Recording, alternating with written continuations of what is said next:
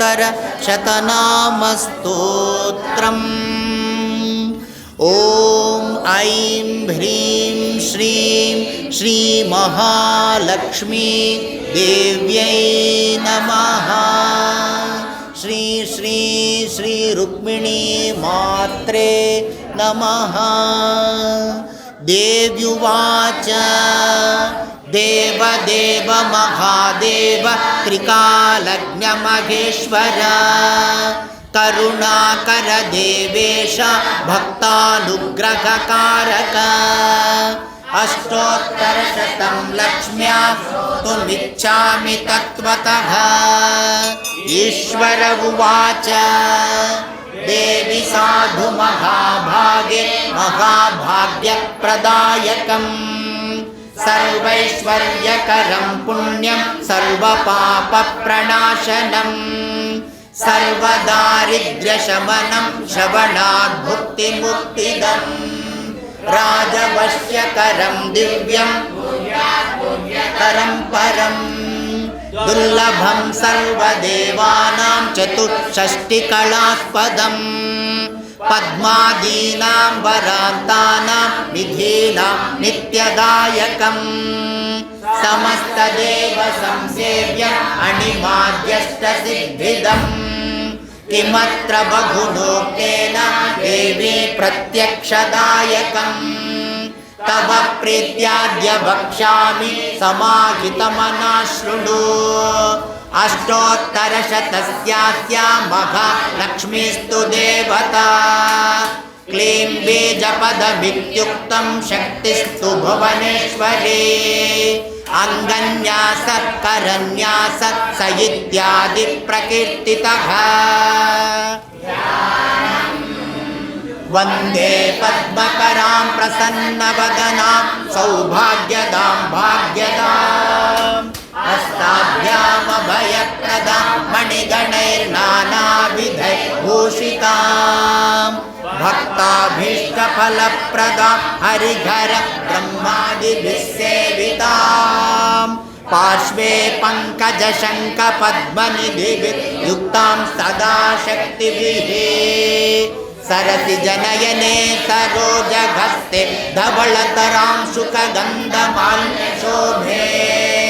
भगवति हरिवल्लभे मनोज्ञे हरिप्रसीद मह्यम्। ॐ प्रकृतिं विकृतिं विद्यां सर्वभूतहितप्रदां श्रद्धां विभूतिं सुरभिं नमामि परमात्मिकाम्। वाचं पद्मालयां पद्मां शुचिं स्वागां स्वदां सुधां धन्यां हिरण्मयीं कद्वरीं दीप्तां वसुधां वसुधारिणीं नमामि कमलां कान्तां अनुग्रहप्रदां बुद्धिं अनघां हरिवल्लभाम् अशोकाममृतां दीप्तां लोकशोकविनाशिनीं नमामि धर्मनिलयां करुणां लोकमातरम् पद्मप्रियां पद्महस्तां पद्माक्षीं पद्मसुन्दरीं पद्मनाभप्रियां रमां पद्ममालाधरां देवीं पद्मिनीं पद्मगन्धिनीं पुण्यगन्धां सुप्रसन्नां प्रभां नमामि चन्द्रवदनां चन्द्रां चन्द्रसहोदरीं चतुर्भुजां चन्द्ररूपां इन्दिरामिन्दुशीतलाम् आलादजननीं पुष्टिं शिवां शिवकरीं सतीं पुष्टिं दारिद्र्यनाशिनीं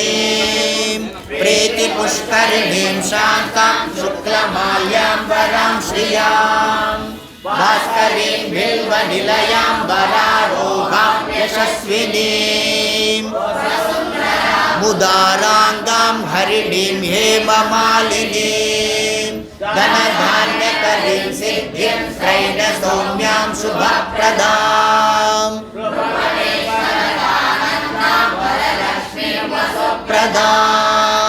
शुभां हिरण्यप्राकारां समुद्रतनयां जयां नमामि मङ्गलां देवीं विष्णुवक्षस्थलस्थितां विष्णुपत्नीं प्रसन्नाक्षीं नारायणसमाश्रितां दारिद्र्यध्वंसिनीं देवीं सर्वोपद्रववारिणीं नवदुर्गा महाकालीं ब्रह्मविष्णु शिवात्मिकां त्रिकालज्ञानसम्पन्ना नमामि भुवनेश्वरीं राजतनयां श्रीरङ्गधामेश्वरीं दासीभूतसमस्तदेववनितां लोकैकदीपाङ्कुरां श्रीमन्मन्दकटाक्षलब्धविभव ब्रह्मेन्द्रगङ्गाधरां त्वां त्रैलोक्यकुटुम्बिनीं सरसिजां वन्दे मुकुन्दप्रियां मातर्नमामि कमले कमलायताक्षी श्रीविष्णुरुत्कमलवासिनी विश्वमातः क्षीरोदजे कमलकोमलगर्भगौरी लक्ष्मी प्रसीद सततं नमतां शरण्ये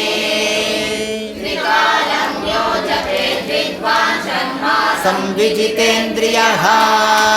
दारिद्र्यध्वंसनं कृत्वा सर्वमाप्नोत्ययत्नतः देवी नाम सहस्रेषु पुण्यमष्टोत्तरं शतम् येन श्रियमवाप्नोति कोटिजन्मदरिद्रतः भृगुवारे शतं धीमान् पठेद्वत्सरमात्रकम् अष्टैश्वर्यमवाप्नोति कुबेर इव भूतले दारिद्र्यमोचनं नाम स्तोत्रमम्बा परं शतम् येन श्रियमवाप्नोति कोटिजन्मदरिद्रतः भुक्त्वा तु विपुलान् भोगान् अन्ते सायुज्यमाप्नुयात् प्रातःकाले पठेन् नित्यं सर्वदुःखोपशान्तये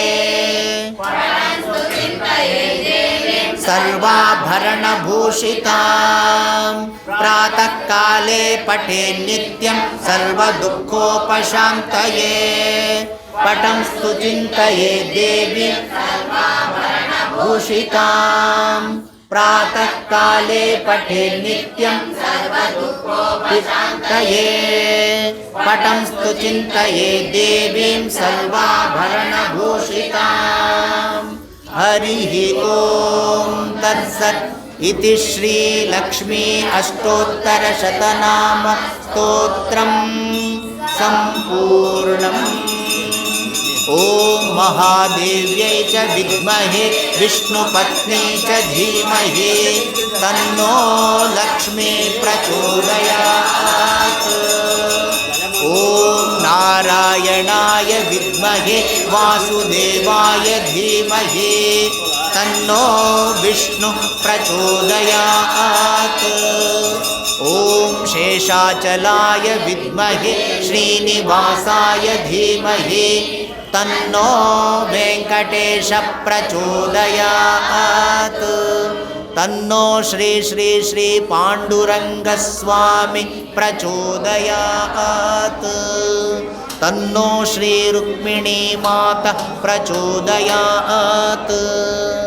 ॐ रामकृष्णाय विद्महे गदाधराय धीमहि तन्नो देव प्रचोदयात् ॐ जगन्मात्रै च विद्महे शारदा देव्यै च धीमहि तन्नो महामाता प्रचोदयात् ॐ वीरेश्वराय विद्महे यतिराजाय धीमहि विवेकानंद प्रचोदयात् ॐ हंसाय विद्महे परमहंसाय धीमहि तन्नो हंस प्रचोदयात् ॐ शान्ति शान्ति शान्तिः सर्वे भवन्तु सुखिनः सर्वे सन्तु निरामयाः सर्वे भद्राणि पश्यन्तु मा कश्चित् दुःखभाग् भवेत् ॐ असतो मा सद्गमय तमसो मा ज्योतिर्गमय मृत्योर्मा अमृतङ्गमय ॐ लोकाः समस्ताः सुखिनो भवन्तु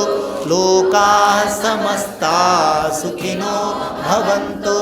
लोकाः समस्ताः सुखिनो भवन्तु ॐ शान्ति शान्ति शान्तिः हरिः ॐ तत्सत् सर्वं श्रीकृष्णार्पणमस्तु श्रीरुक्मिणी समेत श्री पाण्डुरङ्गस्वामी अर्पणमस्तु लक्ष्मीरमण